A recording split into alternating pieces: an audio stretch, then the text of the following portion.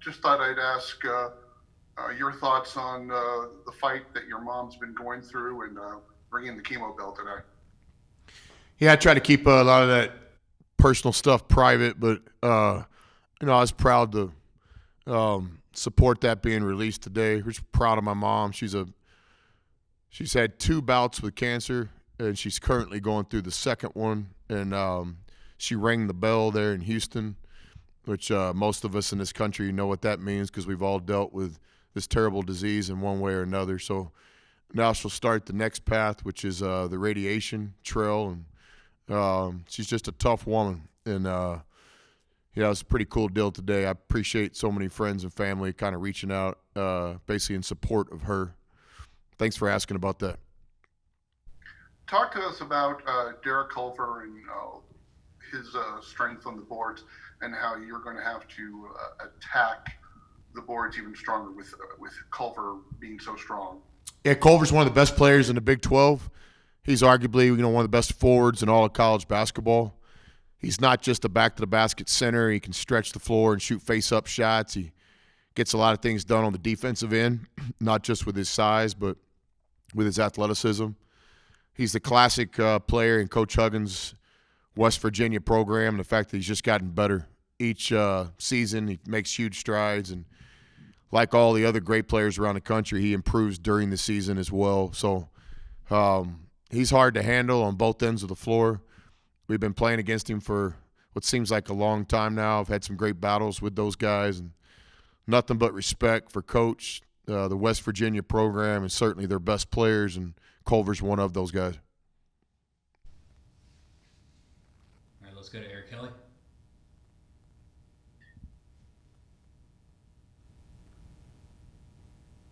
Sorry, Eric. Eric, can you start over, man? Sorry. Yeah.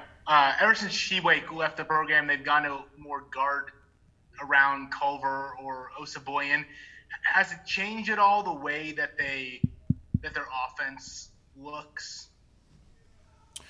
Yeah, of course it has. I've watched all the games. I think they've played 3 times since their roster kind of changed a little bit, and before they still played portions of games with one forward on the floor, but now for the most part they're playing 4 perimeter players around 1 big, and they still have the ability though to play 2 bigs as well. So I think they've made some adjustments for sure, but it's still West Virginia basketball. I mean, the DNA is still right there, the identity.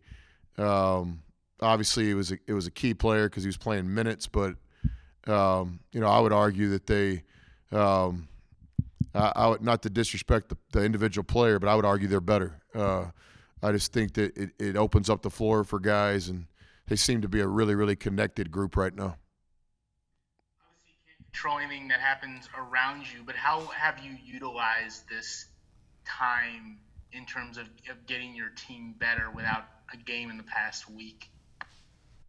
Well, it's been a challenge. We prepare for things like this. We expect the unexpected, and it's very similar to this summer and fall when we had the uncertainty of exactly what college basketball would look like, exactly what university academics would look like. We tell our players, live where your feet are. Let's control what we can control. We could not control those games being canceled this week. We can only control what we can control. So we've gotten some rest this week, which is always valuable this time of year. We've had some chances to work on our team, not necessarily the opponent. From a coaching standpoint, that's always great. I don't know how the players feel about that, but us coaches, we love to be able to practice during the year to get better. And now we're just starting to kind of, look at West Virginia. Up until this morning, there was still a chance that we would play a Saturday game, so we just kind of chose to keep working on ourselves. Now this afternoon, now that the 48-hour window seems to be up, it appears that our next game will be Monday at West Virginia, so we'll start with that game prep this afternoon. All right, let's go to Joe Yeager.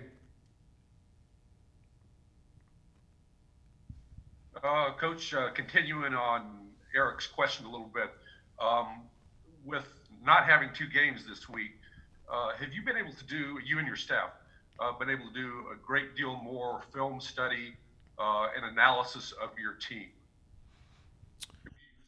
for that? I don't know if we watched any more. We work.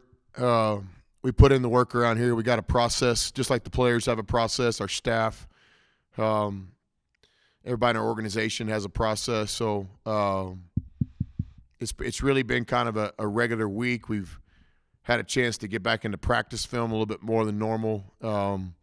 We were preparing for TCU all the way up until the time they told us we wouldn't play the game. Then we shifted to kind of more of our team. I think I understand the question. It really hasn't been any different. It's not like we have been leaving the office at 5 o'clock and going to hit golf balls. We just been kind of grinding, but in a different way. Okay, and Coach, I know you don't. At least you say you don't pay too much attention to the national scene too much, but for the first time since 1961, Duke, North Carolina, and Kentucky are unranked, and at the same time, 4 Texas teams are ranked in the top 12, which I don't know if that's ever happened before.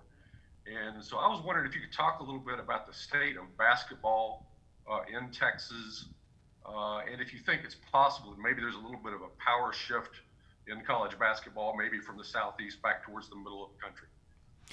In my personal opinion, I'm not ready to say power shift. No way. I think I do follow Kentucky, North Carolina, and Duke because those coaches are mentors of mine, friends of mine. So I follow friends' teams and stuff. It's just such a unique year in college basketball. I don't think any of us, unless you're in that locker room, really understand what's going on. I think you're dealing with 3 coaches there that aren't going to make a lot of excuses, but I think if you dove in, I'm sure there's been key players out, practice time missed, just all sorts of things. So I know it's not the traditional year for those 3 college basketball powerhouses, but, it's awful early too. We could be sitting here next week and those 3 teams could be on a 9-game winning streak together. And so I'm no expert. I just prefer to talk about things that I know about. But I know those 3 coaches and I know those programs aren't going anywhere, in my opinion. Texas, Coach Sampson, obviously the Houston team's dynamite this year. We saw that firsthand, and you guys know how I feel about Coach Sampson. So you guys know that I'm from Texas, and whether it be high school or grassroots AAU or junior college basketball or Division II basketball, Division III, NAIA, all the levels of Division I, I'm a fan of all these teams and levels. So it's been great. Some of the best teams in college basketball are right here in our state this year. And I would put our team in the same category. I think our team has a chance to be really good. We've proven we can play with anybody. We just got to try to take that next step and just keep getting better.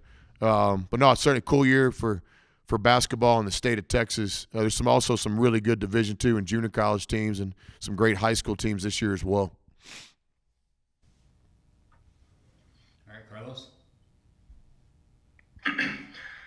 Chris, speaking about the uncharted waters, just how important has it been for you all? I know you've spoken about it ad nauseum at times because of how important it is, but just having those returning players to kind of get your program kind of on the I guess just on the regular, if you will. How important has it been to have Kevin, Kyler, and all those other guys just know what the process is and really kind of help you when, as you've said before, that there's not much practice time?